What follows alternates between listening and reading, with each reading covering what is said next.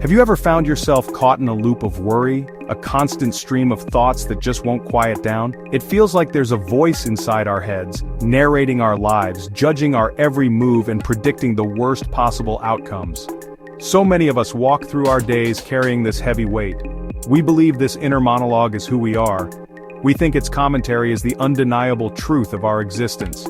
This constant mental chatter can feel overwhelming, leading us down paths of anxiety, self-doubt, and unhappiness. It's a struggle that unites so many of us, yet we often feel completely alone in it, trapped within the confines of our own minds, listening to a story that doesn't serve us. This internal struggle is a fundamental part of the human experience, but it doesn't have to define our reality. We often assume that the thoughts popping into our heads are direct reflections of truth. If we think, "I'm not good enough," we accept it as a fact, as if it were written in stone. This is where so much of our pain originates. We give these fleeting, random mental events immense power over our emotions and our actions. We allow them to build a cage around our potential. The central principle that can forever change your relationship with your mind is this: thoughts are not facts.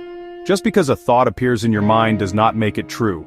Our minds are thought-generating machines, producing thousands of thoughts every single day. Some are useful. I need to buy groceries. Some are neutral. The sky is blue. And many are simply random, unhelpful, and often untrue. Everyone is judging me. We wouldn't believe a stranger on the street who walked up and said, "You're a failure." So why do we so readily believe that same thought when it comes from inside our own head? We must learn to treat our thoughts with the same healthy skepticism. Imagine your thoughts are like clouds passing in the sky.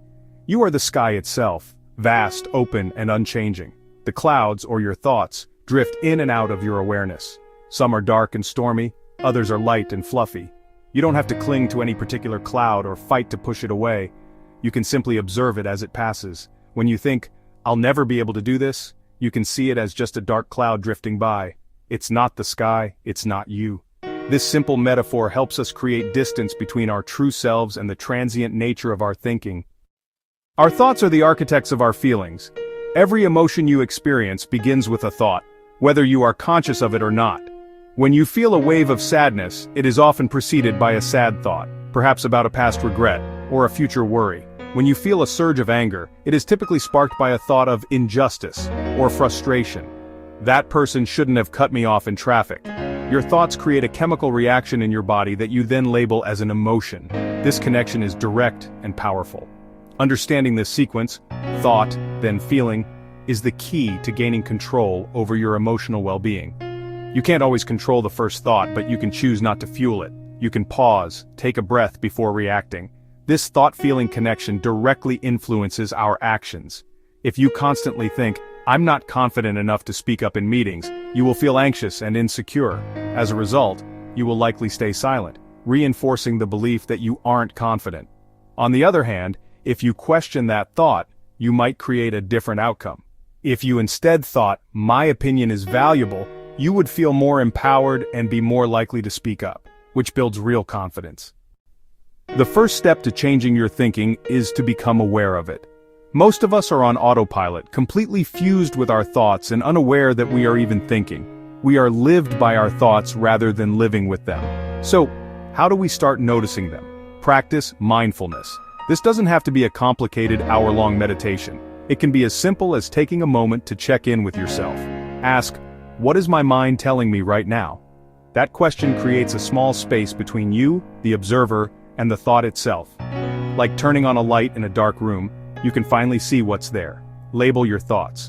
When a familiar worry pops up, say, "There's the 'I'm not good enough' story again." Or, "That's just my worry mind talking."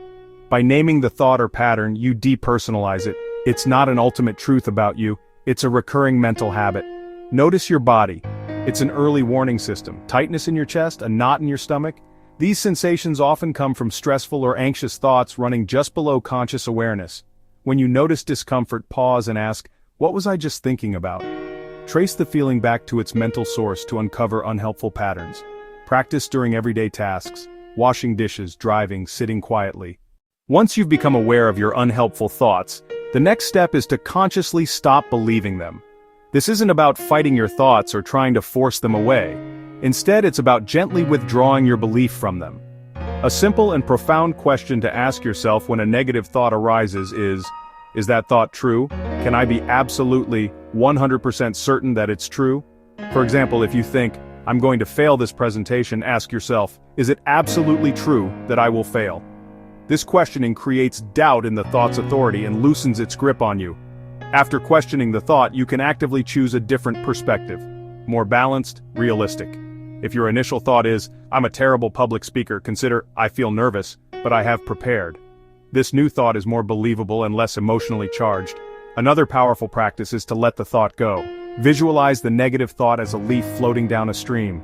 Watch it drift away. You don't have to analyze it. You don't have to judge it. You don't have to engage with it. You just let it pass. Remember, your natural state is peace. It's the thinking that clouds it. Letting go lets your mind return to calm. This is non-engagement, a quiet refusal to join the drama your mind creates. Taking control of your mindset is a journey of compassion and practice, not perfection. There will be days you get caught in old patterns. That's okay. The goal is to begin again. Guide your awareness back to the present moment and disengage from unhelpful stories.